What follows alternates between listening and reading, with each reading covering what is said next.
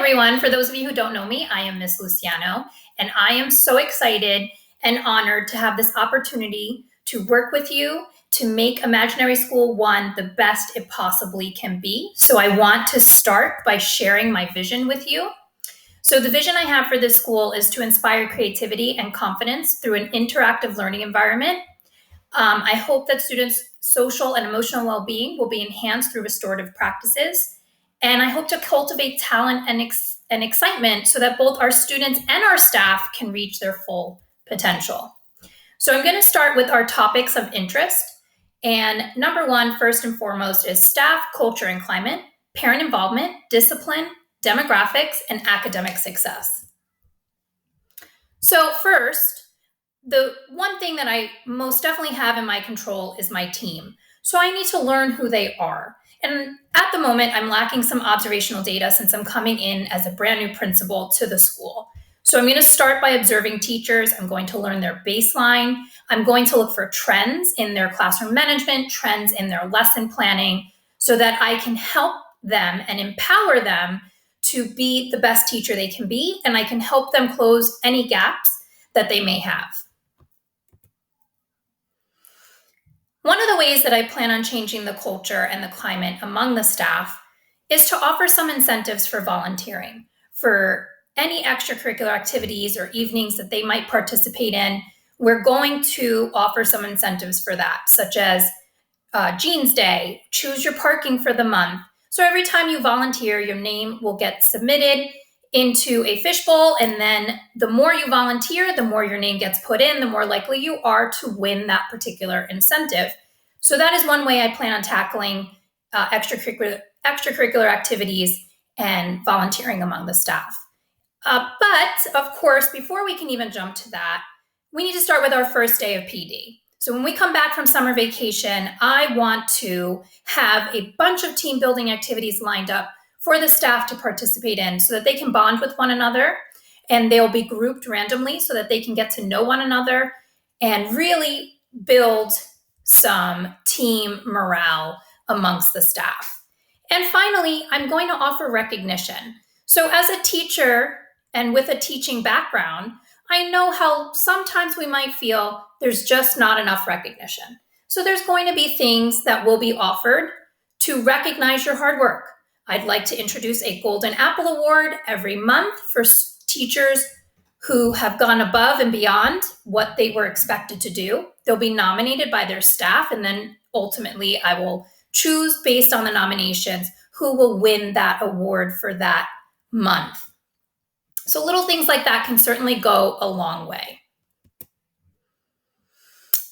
Jumping back to our observational data, our baselines, right? I'm going to look at the unit plans and I'm going to see, okay, is there a clear beginning, middle, and end to every unit to help with pacing? We want to make sure that we're not covering too much information at once, which can be very overwhelming to students.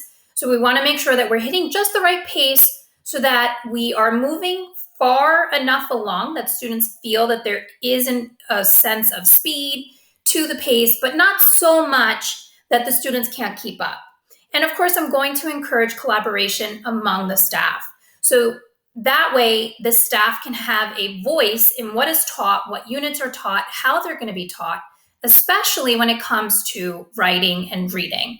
I'm going to look for a committee to form in order to enhance those areas of unit planning and lesson planning.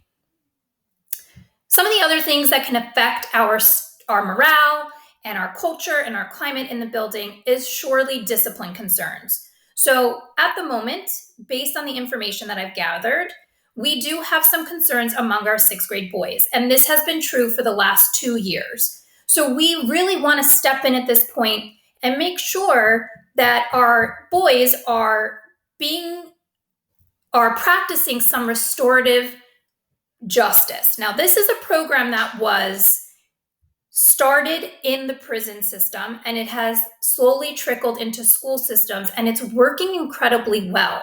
And why is that? Because it really addresses their social and emotional well-being as opposed to just handing out consequences. So restorative justice allows students to talk about the negative behavior. They're going to talk about how it affected the other person involved in the situation. We're going to talk about how it affected them.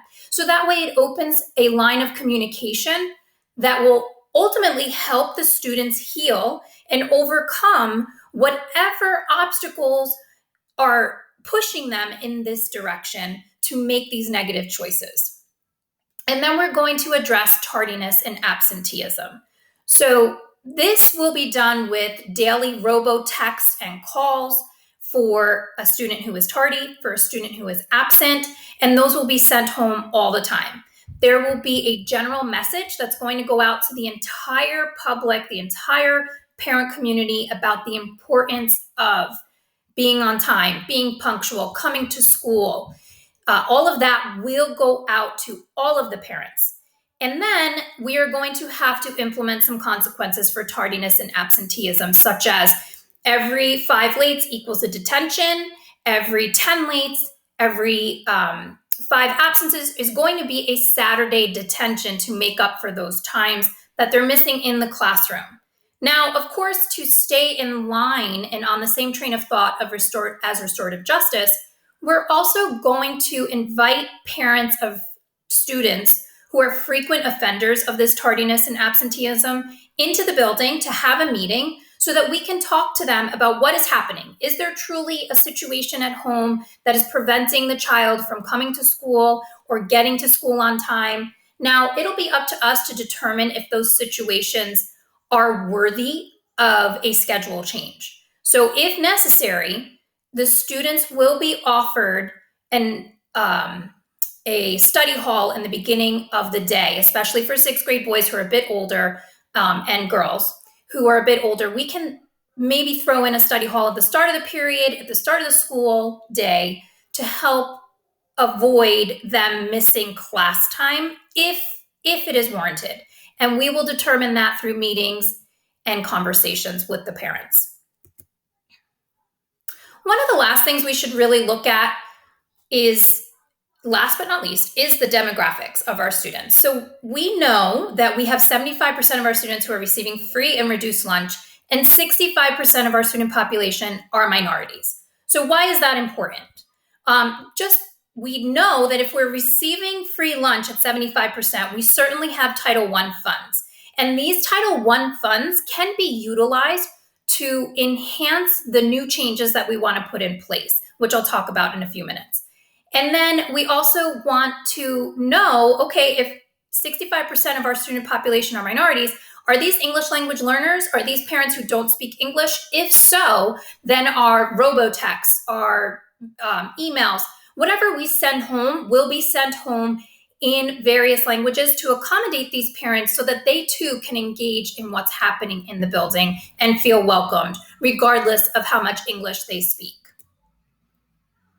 So, with that in mind, we are also going to offer, aside from the letters that are sent home in their native language, aside from that, we're also going to use some of the Title I funds to create a family and literacy night.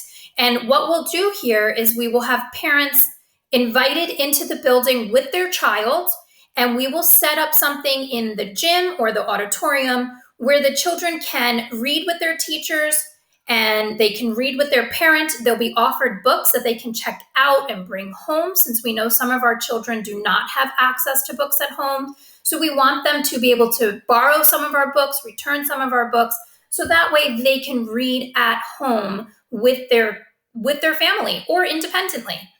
They'll also be offered the opportunity to practice their writing skills at these literacy nights. So the teachers will assign a topic, they'll give them some independent time to work with their parents and get the writing assignment done.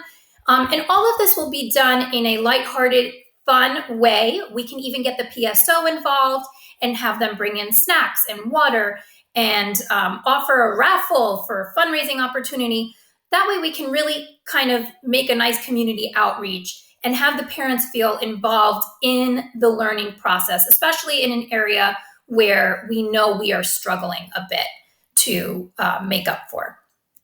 And along that same line of thought, one of the areas that we know we want to improve is reading and writing. And so our teachers, I will offer a PLC and a collaborative work environment where the teachers can have more say over the writing units and the reading units so that they can determine the parameters of how the writing units will be taught.